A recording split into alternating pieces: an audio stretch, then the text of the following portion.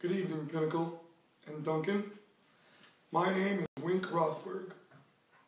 And I'm Blue Tippington. And along with our producer, Wayne Goldstein. Keep going. We are. Wayne, cut that out. Replay. All right, it's cut. Okay. We are the Pinnacle Insiders. Pinnacle Insiders, brought to you by Chacho's Produce, Simply Fresh, Duncan Chiropractic Group, and Great China. We're going to be here every week, leading into the Pinnacle playoffs as we get down to the nitty-gritty, previewing every matchup, showing you what's important and what's not, giving you the tools that you need to win your games or lose, because let's face it, a lot of people lose in this league. Blue, it's week 11. We're getting down to it. There's only 4 games left. There might only be 3 games. There's 3 games left. Wait! Leave it on the cutting room floor. Yeah, I'll cut it. This will be cut. There's 3 games left. Every division, with the exception of one, is separated by at least 2 teams of 1 game. How do you see this all playing out? Well, I like the teams that are in first place. I like the teams that have a winning in the past. I think we're going to have to go with the teams that were there last year at this point. But, there's a lot of surprise teams right now. We've got some teams that are on some hot streaks, and we're just going to have to see the last couple of games, see how this plays out. I agree. Are you ready to jump into it? Talk about some games? Let's go. Wayne, what's first? Our first game is Nick versus Forrest. All right, so this game is first because we wanted to give them their due time right now. Because they're not going to get a lot of time later because it's not a very important game. But in the scheme of things, I think this is more a game that will show you what's ahead in the league for these 2 teams. It's 2 teams that the rosters are different than what they were a few weeks ago. A lot of trades, especially on Nick's team. So let's talk about those trades. First off, Wink, I don't totally disagree. I'm not totally in agreement with you. I feel like Forrest sitting at 5-5. He's got the capability of making a run here. He puts 3 wins together. He's 8-5. He's right in the door. Nick, on the other hand, might be a little bit further away, but even at 7-6, he might have an opportunity to sneak into the playoffs. That's true. And, what we saw last year from Nick is you don't need to be 5 games over 500 to get into these playoffs. When you get down to it, there's a lot of losing streaks right now. Let's talk about the movement of Drew Brees and what it really meant for Nick's team. I see it as a really, really good move that he made for the future that is turning out to be really good for right now. Saying that, I think with having a young team like he has now, bringing in Torrey Smith, bringing in Murray Baldwin, Charles for next year, those young players can score a lot of points, but it's not always going to happen. He's going to have some really down weeks, and he's going to have some really good weeks. So the important thing for Nick right now is to not overreact. When he's having a down week, he just needs to ride it out and accept it because he knows he got rid of Breeze, he got rid of Jackson, he got rid of Santonio Holmes, he got rid of Moss. He needs to know that the down weeks are going to come, up weeks are going to come, but now he's looking forward to the future. And I agree, and I think the play of Tony Romo helps with that. He's really hit a hot streak since coming back off of injury. Speaking of injury, on the other side of this game, Forrest made a lot of big moves in the offseason, acquiring Peyton Hillis, Javid Best, and Ahmad Bradshaw, all of which have been hurt at least the last week. And Peyton Hillis has been out for 4 or 5 weeks. His lineup looks completely different because of these injuries. Well, looking at his roster, he only has 2 starters that he had at the beginning of the year, and that's Tom Brady and who's the other one? Sean Green. Mario Manningham. Sean Green was actually on the bench because he was behind Best and Hillis. That's true. So now he's rolling with a completely new team. He got rid of Roddy White. He got rid of another receiver. Andre Johnson. Yeah, so he's rolling with a whole new team here. Well, and back to the trades, I really like that move of letting Roddy White go. He brought in a lot of talent. Kendall Hunter looks like a guy that's going to be really good in the future because of... And that's some injuries that are going to work out in his favor. He has some injuries that hurt him, but some injuries that are working out in his favor right now. We know Gore with his injury problems. You never know what he's going to do. Kendall Hunter may be able to finish the season for him. Also, you've got LaDainian Thompson who's out right now. That's going to help Sean Green. So some of these injuries are helping him. Looks like a few is going to help. Or some have been hurting him. Looks like a few is going to help him in the future. I agree. Let's get into a little bit of trends for this game right now for a couple of these players. DeMarco Murray, we've already talked about it. I just wanted to throw a number out at you. He's a guy that really came in because of Felix Jones' injuries. But he's averaging 21 points in Pinnacle over the last 4 weeks.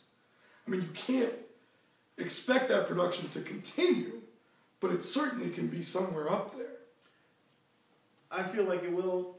I feel like he will continue, not at that high of a level.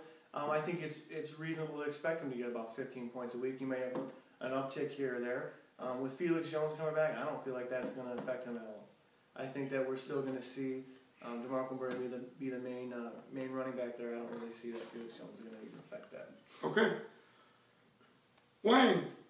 Yes. What's the next game on the docket? We have to do picks for the first one first. That's a good point. So who do you like in this game, Blue? Well, I think I'm going to have to go with Forrest here. I think he's ready to make a run. I think he's ready to make that run. I think this will be the start of a little playoff push for him. I'm going to go the other way. I actually like Nick in this one. I'm going to tell you why. I think Tony Romo going up against Washington. Washington does okay against the pass, but he's got a lot of weapons there, even with Miles Austin out. Felix Jones is coming back. I also like Torrey Smith going up against Cincinnati.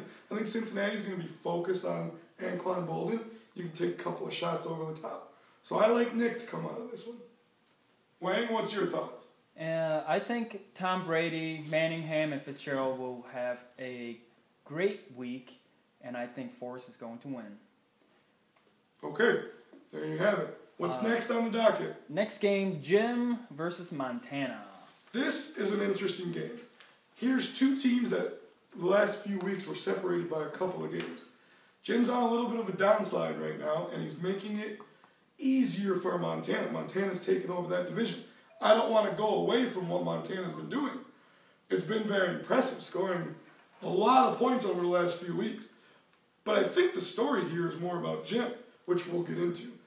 The first thing I want to talk about with Jim's team is the struggles at quarterback. Michael Vick has not been the player that he was last year. Last week against Arizona's defense, which is second worst against the pass, he didn't throw a touchdown.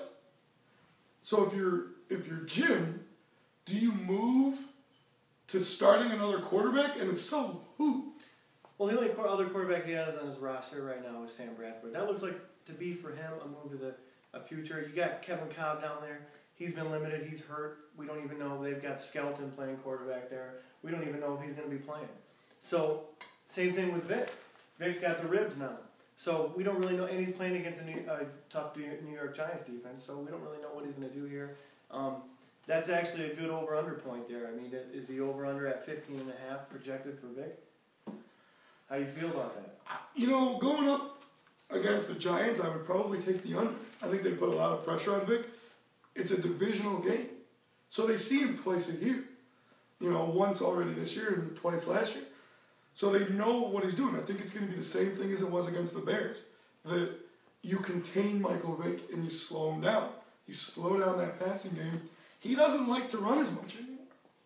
So it's going to be tough for him to get those points against the Giants. So a matchup of Bradford against Seattle's defense might look better. It looks. We know Seattle's got a tough run defense, but how's their passing defense? Correct. On the other side of this game, we've got Montana, who's got a lot of bye weeks this week, which is interesting because it shows you why he's been able to make this run to get to the top of the division. There's really only 3 or 4 teams with a bye this week, and they seem to be all on his team. So instead of Roethlisberger, he's got to play Fitzpatrick, who's in the last 4 weeks hasn't scored more than 10 fantasy points. So that's a little bit tough, and the matchup's not great against Miami. You don't hate it, but you don't necessarily love it. Well, it's on the road. And it's on the road. I think Jim needs to win this game here. With a loss, he could miss the playoffs. He is the Eagles of Pinnacle. He is. The dream is becoming a nightmare for Jim. And I think that... And the expansion nightmare is becoming a dream. And that's a really good point, because it leads me to one of my trends for this game. Are you surprised? And Wang, I'll put this to you as well. Are you surprised an expansion team is in first place of the division right now? Because I think that in the offseason we all kind of thought it would be good to be an expansion team. You can get some players. But I don't think we thought this could happen this quickly. Well, I think that there was an advantage that they had of good players being available because of contracts. So he may have capitalized on a couple guys that had big contracts, like Vincent Jackson. Those guys may not have been normally available, but since maybe some guys are trying to unload some roster space or some cap space, I think he was able to get. There's a few guys like that on Casper's team also. Right. So that was one thing that we didn't really think of. And, on the other side, when you look at the trend for Gym Team, I think it's hard to ignore the biggest trend that's going on, and that's 4 losses in a row. You look at his past 4 weeks, it's not anything that he's doing wrong as far as coaching. It's a lot of his players not living up to what they were living up to in the first 7 weeks or the first 6 weeks. Even when you go back to when he lost to a kicker, he's still scoring over 100 points every week. And so it's not anything that he's doing, it's just his team has maybe underperformed a little bit. Right. I think we need to wrap it up here. We need to quickly go to picks, and we need to move on to Game of the Week. Let me tell you something, folks. When your Wayne tells you it's time to pull out, you pull out. So let's make some picks. Blue, what do you like in this one? I think Jim's going to turn it around this week. I like some of his matchups. Calvin Johnson against Carolina. I think if he goes with Sam Bradford, I think that's a better spot for him.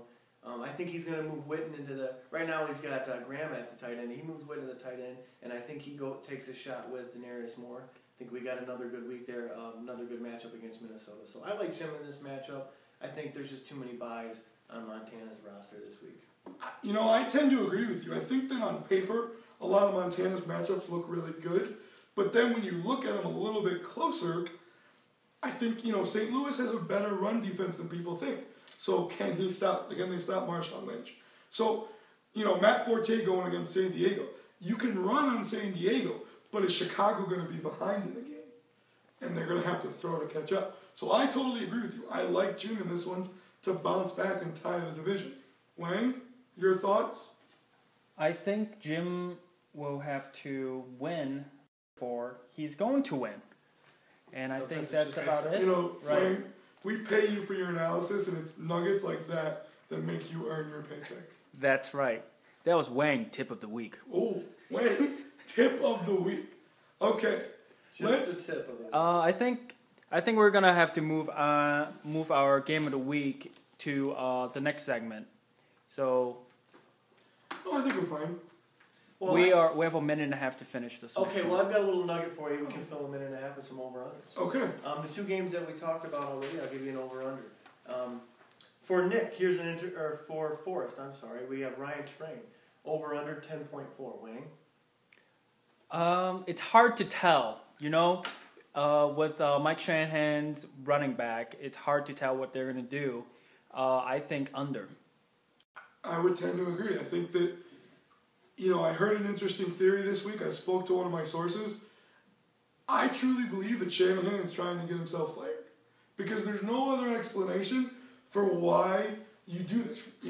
Alou, 2 weeks ago, had 19 targets. Last week, his first carry wasn't until the middle of the third quarter.